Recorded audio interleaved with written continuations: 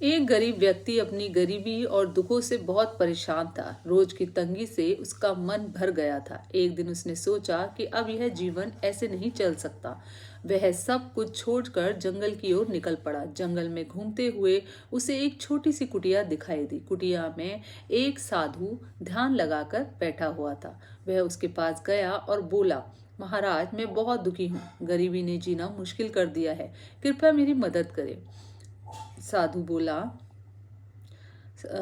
तुम्हें क्या चाहिए? गरीब बोला, मुझे बस धन चाहिए ताकि मैं सुख में रह सकूं।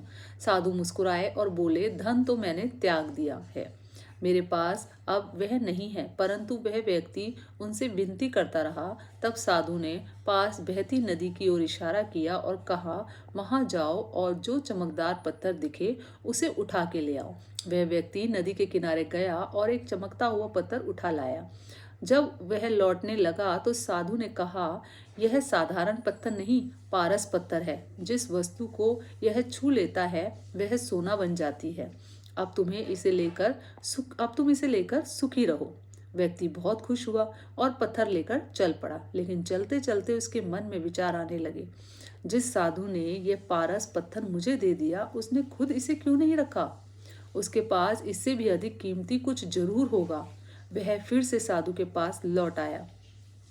पत्थर उनके सामने रखकर बोला, महाराज, आप इसे वापस ले लीजिए। आपके पास इससे भी अनमोल कुछ है, वही मुझे दीजिए। साधु मुस्कुराए और बोले, हाँ, मेरे पास पारस से भी कीमती वस्तु है, संतोष।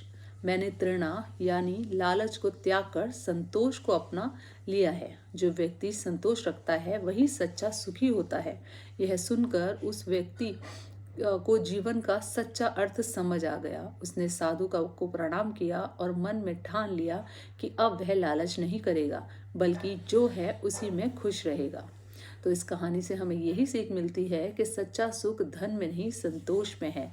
जो व्यक्ति तृणा को त्याग देता है वही जीवन में शांति और आनंद पा सकता है।